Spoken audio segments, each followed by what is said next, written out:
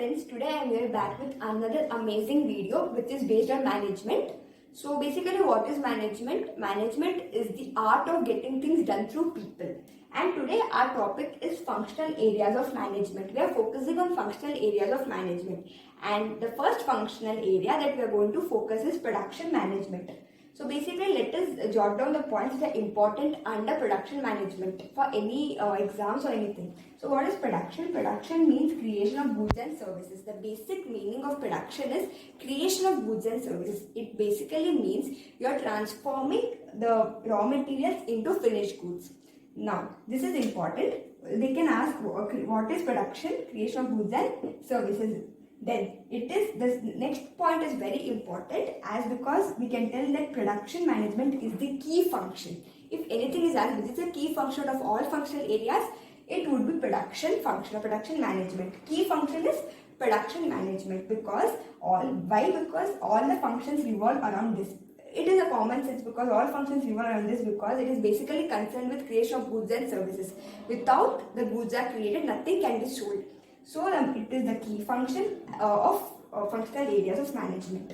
Now, one more important thing is production and operation can be used synonymously. This is another important point, which is production and operation can be used synonymously.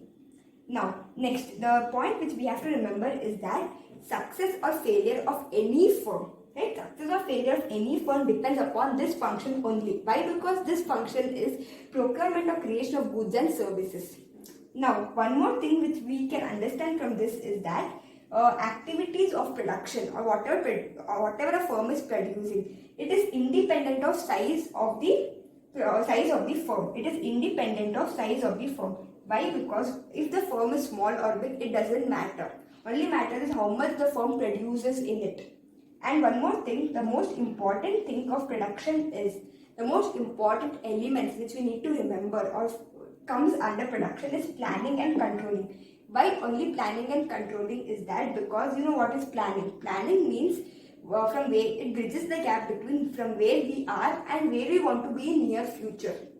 It is planning in advance means what to do, when to do, how to do, all those it involves under planning. And when planning comes, obviously it is must that there is controlling. So planning and controlling goes hand by hand. There cannot be planning without controlling or controlling without planning. What is controlling? Controlling basically means like when we plan something, we always have that standards.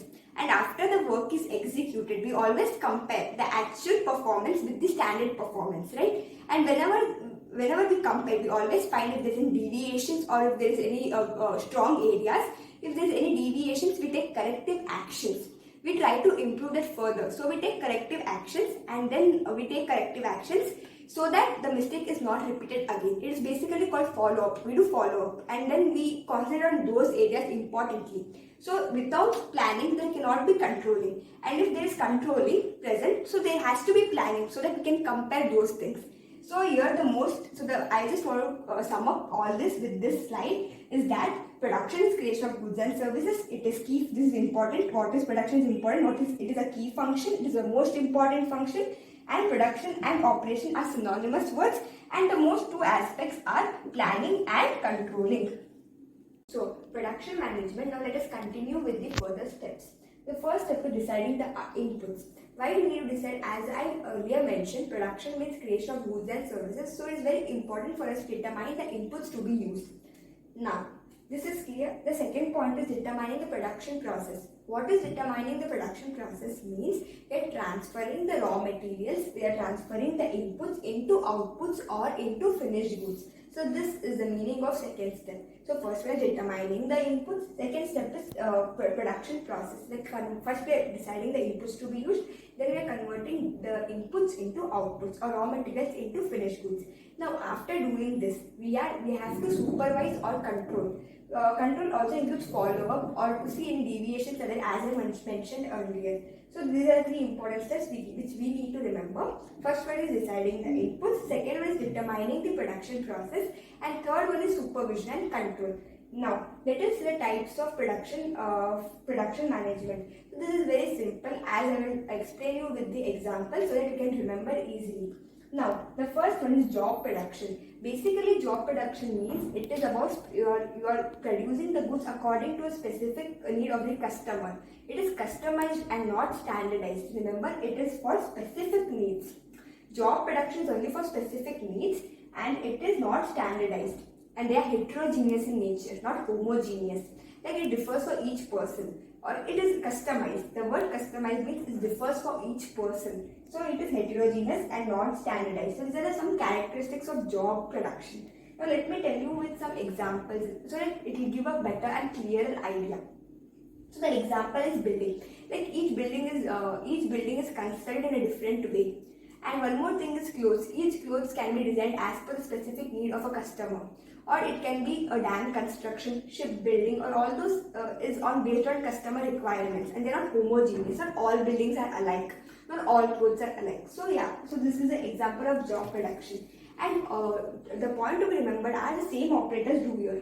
They're not different operators. They are same operators. So I think job production is clear. It is according to specific needs of the customer, and they are heterogeneous, in fact, not homogeneous, and they're customized and not standardized. So these are some characteristics. Now let us move on to batch production. What is batch production? Basically, it is repetitive production. A set of persons, a set of batch. Batch consists of people, and they do the production in a repetitive manner. Or they say they produce the goods which are known in advance. Basically, they know in advance. So first thing is repetitive in nature and they know in advance. Now, if you want a clear idea, I am going to give you examples so that all the confusions are clear. Now, basically, if I want to, for example, if you need a biscuit to be manufactured on a small scale base, this is effective only for small scale things, not for large scale. We need large production. This is not suitable. So we'll go with the basic idea. So now, for example, if I need to produce a biscuit, we'll take an example of biscuit. So the first thing is what it needs is that first thing, set of persons, some set of people here, they are known as batch. They will produce the dough, right? They will create the dough. They will make the dough. Then this batch of persons have only the same work. This is repetitive in nature. So they have the same work to do. They only prepare the dough always. So this is a repetitive in nature, and they know what in advance itself. Whereas in job production, it is according to specific needs, so they don't know in advance. Here in batch, they know in advance, and the same set of persons do this thing. Then next, the biscuit is not yet over. There are stages of production. Now after dough, they shape it. Basically, they give the shape. Right? So for that shaping, certain batch of people are assigned, and they do only shaping. They don't go into dough or something. They do the work which is assigned to them. Then after shaping, it is baked. In fact, so for baking, they are different persons. So it is going on in batch. So they are same operators. They are same operators for same batch. But overall, they are different operators. The most important thing is they are different operators. So here we have different, here different. So basically, when the biscuit is produced or manufactured, there might be several operators, several batches they have undergone, and then the biscuit is created. Basically, one more example, it can be electric motors. So all the things are manufactured by different people. They are not one single person or one single operator. The basic difference between job production and batch production is they know in advance, here they don't know in advance. And here only same operators do the job. Here different operators are assigned, and they do repetitive production. They do the same thing. Same batch does the same thing. I think this is clear. Now next is flow or mass production. The name itself tells flow or mass. Mass is very large production they do. Flow means in a continuous flow they keep on doing. So basically it is production of large amount of standardized goods. And it is continuous. It is continuous process. There is no gap between each thing. So they continuously produce in large amount, right? And there is progressive. And basically they produce only one type of product in large numbers. So this is job, batch, and flow or mass production. I'll tell you in brief what is job. Job is according to specific needs. Batch people are assigned some repetitive work and they keep on doing their different batches where product is produced in different batches. It's not one single process. But in flow or mass, it is a one single process wherein large product is produced in a large organization. So these are the three important types of production management. So now the characteristics of production planning and control. As I mentioned, in production process, the two important elements are planning and controlling. Now we will see what are the characteristics. As we know planning, like what is to be manufactured, when is to be manufactured. This is clear. What, when, how. It is planning. Then it includes all types of inputs, right? All types of inputs is like man, machine, material required. Then third point is various factors of production are integrated. As we know, various factors of production are required. They are integrated together for production. Then comes division of work. Division of work means each work is allocated to a specific person who is specialized in that field. So there is no overworking or there is no underworking. So these are the four important characteristics of production planning and production control. Is very simple. First thing is how and when it is to be manufactured. Second thing is about inputs. Third thing is about factors of production, and fourth thing is about division of work. So this is very clear. Now under production management, we have six elements. I would tell rather than things. I would tell elements which are very important. So the first one is planning. First thing is planning. As I have mentioned earlier, planning is actually thinking before doing. This is the main idea behind it, thinking before doing. Then next one is, as I explained earlier, I'm not going to explain again. So routing. What is routing? So routing, before telling what is routing is route. You can understand from the word itself, routing. Now I'll just relate it to the real life example. That is, now if I want to go from my home to college, I have many ways to go, right? But I will choose the way which is cheap, which is near, or which will take me to that destination like in short time, or where there is no traffic, there is no busy area. I will always choose, or in fact, all of us will choose that path. Basically, even in an organization, they have many paths to choose. Like they can choose many things, but they have to choose the one which is the cheapest and which is the best suiting for the organization. So routing is nothing but the exact path which will be followed in production. They'll always choose the cheapest and the best path. Routing is route. You're choosing the path to be selected, right? And basically in routing, I can tell that we take decisions regarding whether we need to purchase the raw materials or produce it in our own firm itself. Like that decisions are taken, what cost would be done, and all those decisions are taken in routing. It just shows the path. It just shows the path. Now, next one is scheduling. Scheduling word is very common, like the meeting is scheduled, the flight is scheduled, like time and date has been provided. Similarly, even in an organization, each work has a specific time, specific date, has to be completed within that, so that the organization goals can be achieved within the period of time. Why this scheduling is important? Because it will not lead to wastage of resources. We are completing that work in the perfect time and date. Now, there are three types of scheduling. This is very important. Like scheduling also has types. First one is master scheduling. So always remember which is the first type of scheduling. This is very important. It's the main starting point of scheduling. It is master scheduling. Why it is master scheduling? Because we schedule these things in keeping in mind the orders of sales we have got, the organization has got. Now, in this master scheduling, what is done is that, since scheduling is about time and date, related to something related to time and date, in this we decide the man hours required, like each person, how much hours will it take for that person to produce one product. We do in that way, like each person, how many hours it will take to produce that product. We always have to estimate all those things before producing anything. And now this also includes inputs, right? It also includes inputs, it also includes personnel required, it also includes the overhead expenses. All those are included in master scheduling. Now, I think this is clear. Next one is operational manufacturing scheduling. This is, as you can say from the name itself, like manufacturing means really you're manufacturing the things, right? And it is continuous. The manufacturing goes on, like it is continuous process. And in this, we think about like the name of the product, quantity, size, shape, all those is decided under manufacturing or operating scheduling. Then next comes detailed operation scheduling. Now in detailed operation, as you can see, time taken for each process is calculated. Right? Time taken for each process is calculated. Now to sum up, I am telling that master scheduling is the first scheduling wherein we decide the man hours required, like per product. The next one is operation scheduling. We are manufacturing. It is continuous process, and it is name, quantity, size, shape of the product is decided or done in this process, in this scheduling. Then detailed scheduling. Detail is time taken for each process.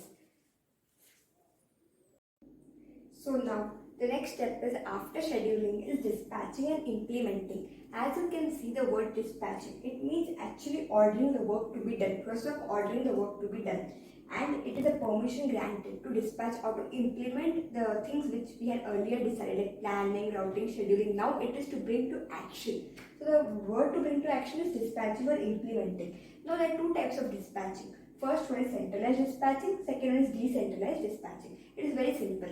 As we know, centralized is concentration of power, decentralization is dispersion of power. Centralized means it is directly given to the workman. It is not the work is directly given to the workman directly. And now decentralization is given to foreman or clerk.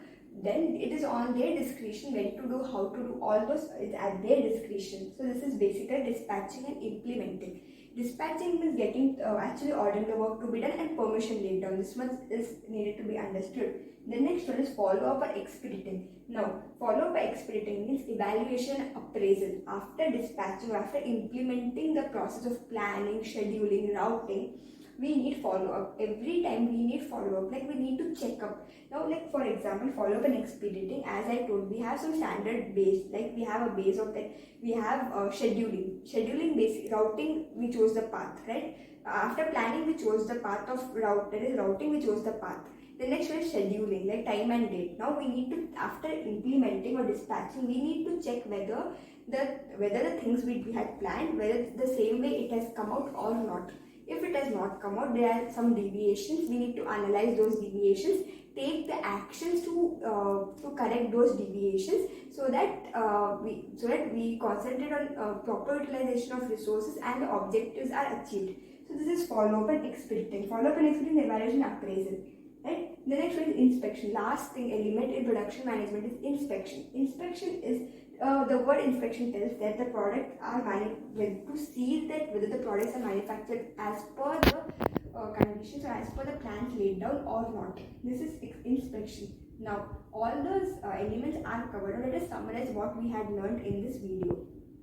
So the first one is production management. As it was the first functional area, it is key functional area. All functions revolve around production management.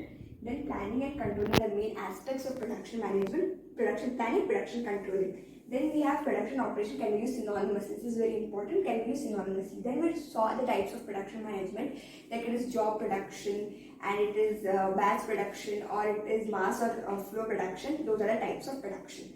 Now, the elements which I taught is planning, like thinking before doing. Then routing is choosing the exact path which is best and cheapest.